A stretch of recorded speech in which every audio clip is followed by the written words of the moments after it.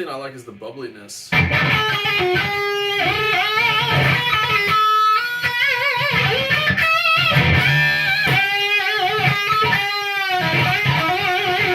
Yeah, dude, so...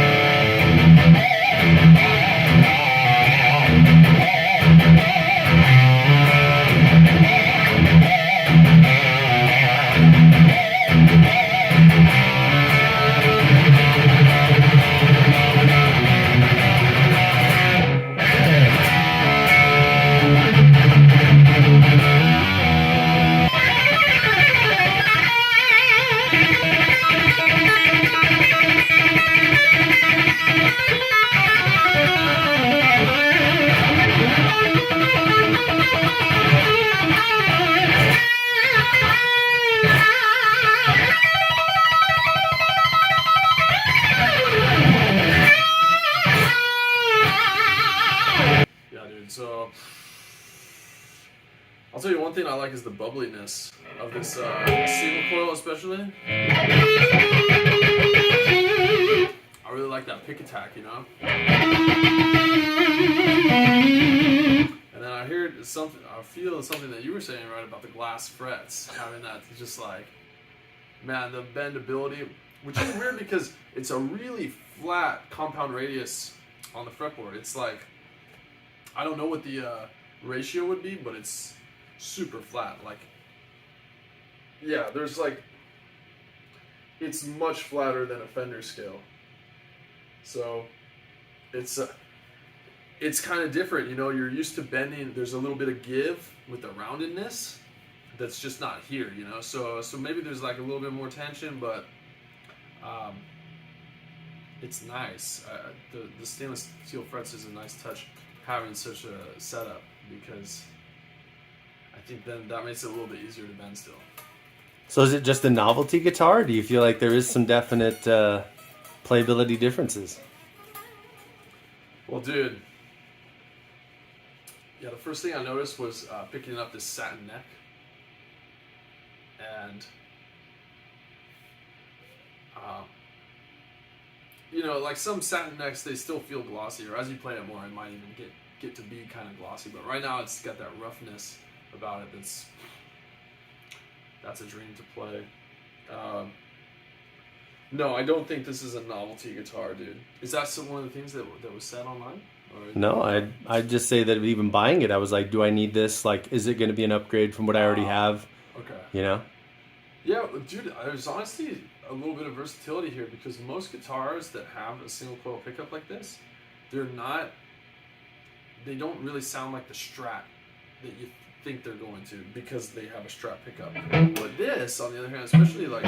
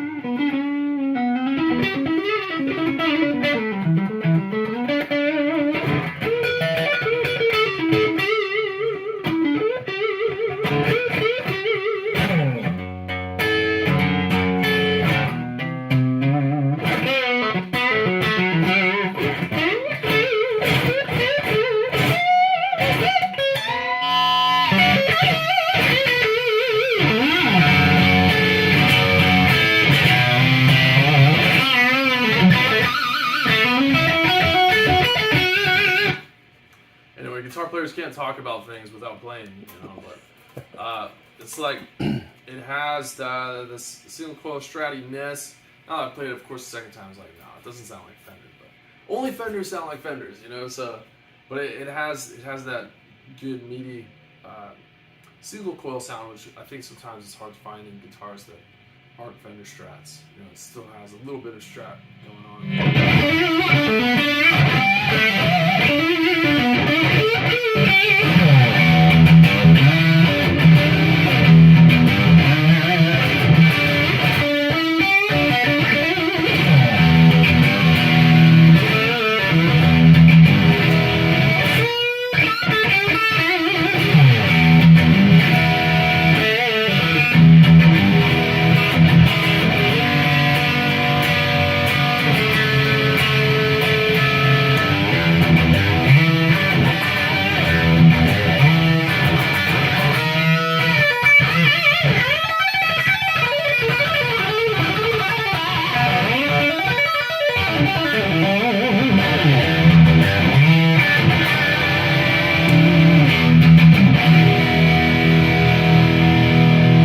Saucy E major chord, man.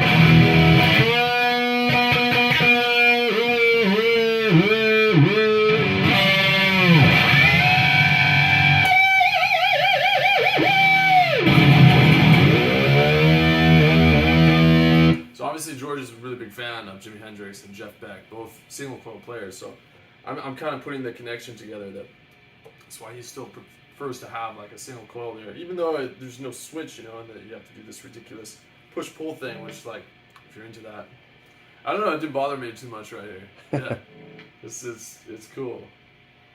But yeah, obviously the guitar, the shape, the headstock, you know, you can maybe make a slap shot with, or you could play 80s guitar, you know, and it's the choice is up to you. What do you think of the Floyd Rhodes Bridge? I think it's 1000 SEs, I think. Yeah, I can't tell the difference between it and the Floyd Rose original. I don't know if the 1000 SE is actually a great... I think it is the economical model in comparison to the original Floyd Rose, but it's... I mean, I couldn't tell the difference, and the tuning stability is really solid, especially when I hit that E major chord, and we literally just tuned it like seconds ago, you know, and normally you have to kind of like adjust, so I don't know if that's because it's very new and everything's firing really good right now, but what I like is this chrome hardware that it's kind of like... It's titanium, bro. Oh, is it titanium? Yeah, yeah. Anodized with... Yeah, one of the little upgrades of it was the titanium screws and... Okay. And that's pretty much it. I think that's titanium. I don't think the block is titanium. Well, dude, then I'm gonna just go ahead and say that, yeah, it's definitely better than the, you know, than the Floyd Rose original, because that's not going to come with titanium stuff. Yeah. But I was noticing the quality, and I wondered, like, oh, is that just paint or like the powder coating that it was in chrome? But it's actually titanium. Yeah. That's freaking badass. Yeah. No, it felt really good just unscrewing this nut right here. What about the cutout down by the neck?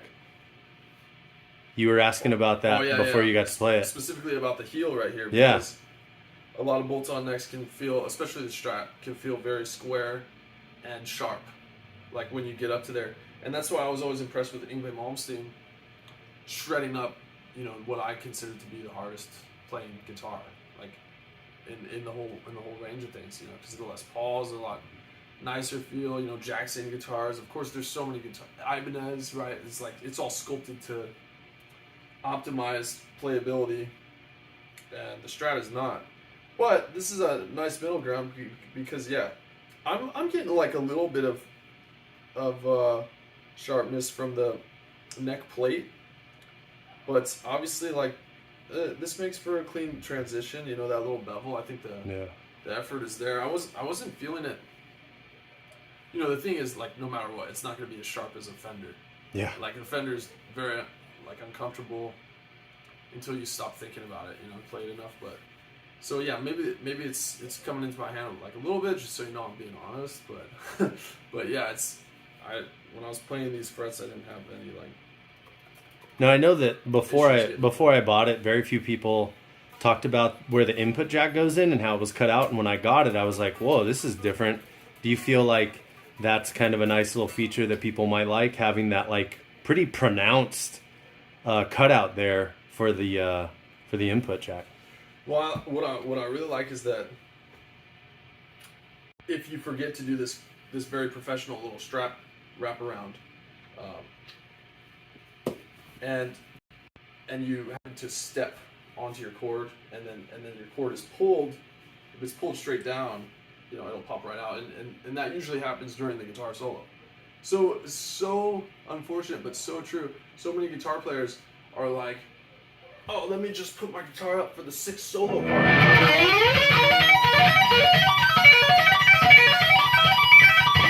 And then while they're doing that, they like raise their guitar to, show off for the solo, and then the chord goes right out. But because you have this breaking angle, like even if there was a lot of tension on the chord, it would stay in.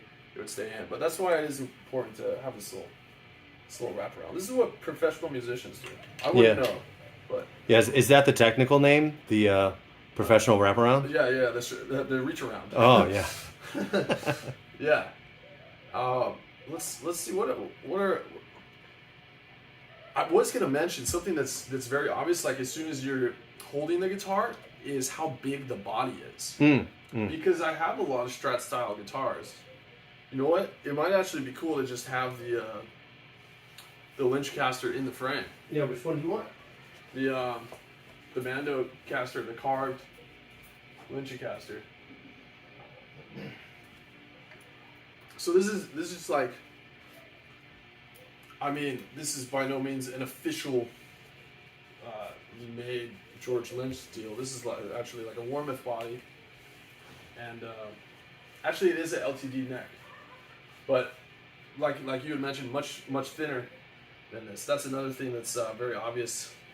I want to say maybe there's some. No, you tested it because of right here. Oh yeah. This actually overhangs that neck. So true. So yeah, this this is a normal Strat size body or a Charvel size body, and when you play it, it doesn't have nearly the same like width. But I don't know if that contributes to the tone or it's just badass to feel, or George is like a bigger guy in general. Mm-hmm. But I like it. Yeah. It feels cool. And would you say it's a heavy guitar, midweight, lightweight?